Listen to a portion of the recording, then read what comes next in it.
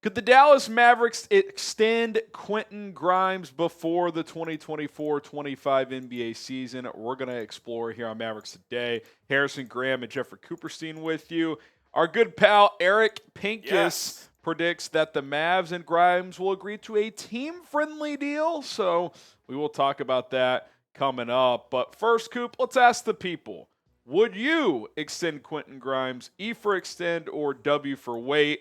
Could certainly see arguments on both sides of the coin here. Yeah, let's go right into explore it. And the first thing when I kind of saw Pincus's article is I do think it's a little similar to the Josh Green situation where he hasn't exactly, I don't know if played up to the potential is the right phrase, but he hasn't really fulfilled the moniker of being a first-round pick. That guaranteed contract with the Knicks obviously gets traded to the Detroit Pistons at last trade deadline for Bogdanovich, and is now on his third team with the Mavericks heading into his fourth season where he still has something to prove in this league.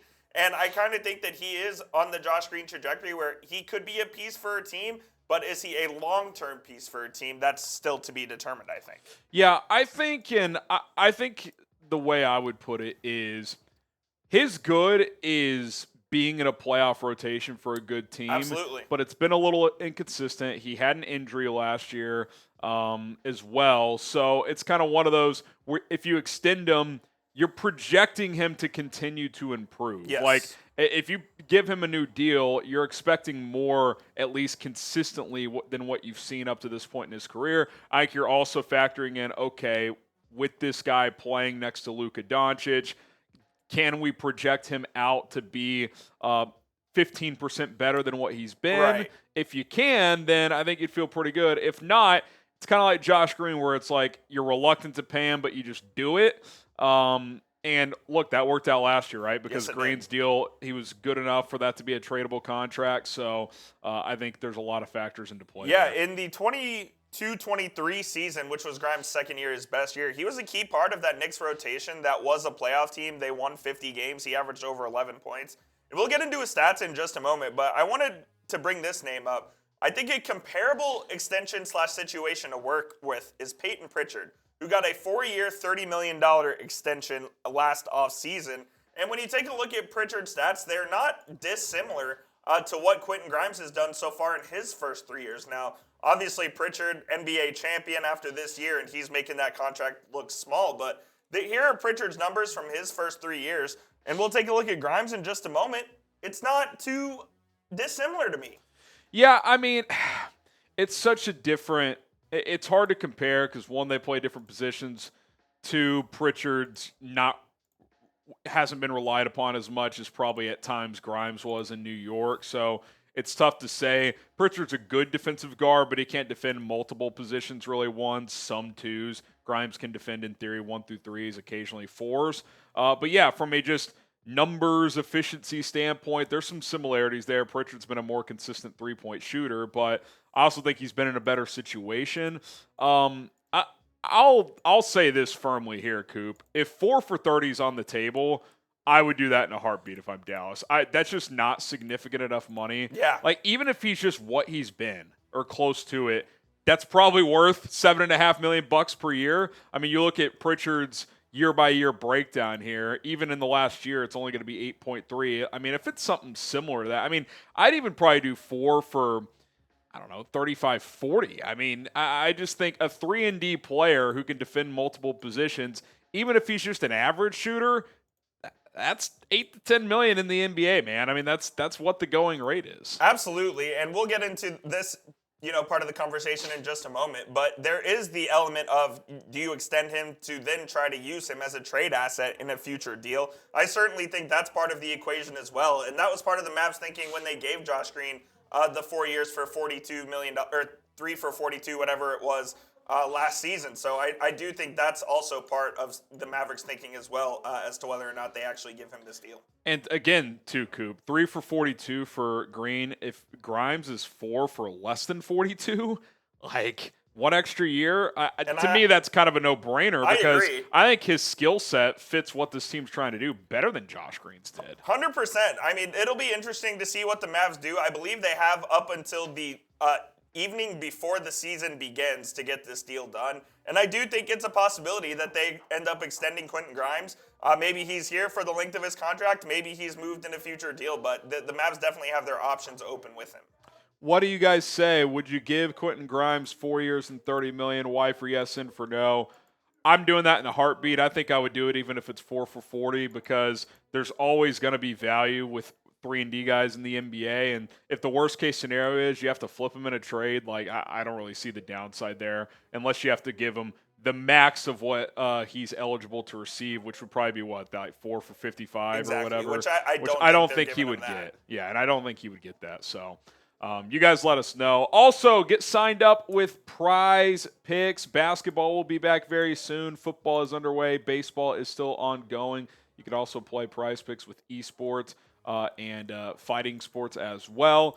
Get signed up today because we have an awesome deal at prizepicks.com/CLNS. The code CLNS gets you a $50 bonus when you place your initial $5 entry. Doesn't matter if you win or lose that entry. You are going to get an additional $50. We got our season-long 3-player entry already launched. 10 to win 50 here. Luka, Steph, Wembanyama, more than on their point projections for the year. And that's how Prize Picks works. It's you choose more, choose less, 2 to 6 player entries. You can cross over sports, different teams within your entry. The only thing you can't do is 2 players on the same team and nobody else. So you got to mix up the teams there. So, but pretty user friendly otherwise. PrizePicks.com/CLNS, code CLNS gets you the $50 bonus after you play for $5. Choose more, choose less. It's Prize Picks. Link is in the comments and description of this video. All right, you brought up the trade bait scenario, Coop. We just saw this play out with Josh Green. I mean, look, I kind of thought you overpaid Green at the time, and you and I were hesitant to do it, and it still kind of worked out. There's always teams looking for these athletic wings, even if they haven't reached their potential. 100%. That's why I'm kind of like, because what you don't want, not that he would take a Jalen Brunson jump, but what you don't want is, what if he averages like 12, 13 a game and is a 40% sniper this year playing with Luka, and then it's like 4 for 60 in the offseason. And then he goes to restricted free agency, and you're tasked with whether or not you want to match that. And another thing is, the Mavs don't have a whole lot of tradable assets in the form of players. Now, you obviously look at Daniel Gafford and PJ Washington. I don't think the Mavs are interested in trading them now. They are the Mavs' most tradable guys, so to speak, given their contract and their stature in the NBA. But I don't think they want to get rid of those, which kind of leaves your Maxi Kleber, who's probably washed, Najee Marshall, who just got here on the first year of a 3-year, $27 million deal. So that kind of leaves Grimes as a question mark. Like, if you extend him, you add him to this list, and he is probably a piece that you would use to try to go get someone bigger if you needed that at the deadline here in February of 25. Yeah, I mean, you could add Jaden Hardy, but yeah, it's, to your point, like, those top 2 guys, you and I have talked about it. I'm not trading them unless it's a superstar. Unless it's like a legitimate, like, top 25 player. I mean, and even then, like, it would still have to be the perfect fit, especially with Gafford, because you have been starving for competent center play, and now you have 2 really good ones. I'm not splitting that up for the sake of splitting it up. Like, agreed. I just don't think that makes sense. Washington, like, if you're getting a better wing out of the deal, like, I love the guy. He's Dallas through and through, but, like, I could see that one a little bit more. But, yeah, Quentin Grimes kind of just becomes your new Josh Green, who's hopefully better. Where if he's a great 3-and-D fit, he's here as long as he's here. If if you're swinging big in a trade, he becomes a key piece in that trade. But I really don't see the downside to an extension unless he just gets hurt again. But there's always a chance of that with any player. So. And like you said, when we're talking Grimes on the court, I do think he's a better fit than Josh Green was. He's going to be a little bit more of a consistent shooter at probably a higher volume. And I know Green was hovering around 40%, but that was on smaller volume. He's a longer athlete too. I think he gives you more versatility defensively. Maybe Josh Green by the end of his time here is a slightly better ball handler, but you don't need Quentin Grimes to be a ball handler. Yeah. He's the one wild card in this rotation where I know he's going to be in it. I just don't know exactly where he fits. And I'm very excited to see what Jason Kidd has in store for Quentin Grimes this year, because I do think he could be an underrated part of this team. Yeah, it's going to be very interesting. What do you guys say now? E for extend, W for wait, after we went through the pros and the cons. And I don't really think there's that many cons, to be honest. Like, I guess the one con is you haven't seen him play for your team. Fair. So it's a bit of a leap. Like, whether we liked it or not at the time, they knew Josh Green for multiple years when they made that call.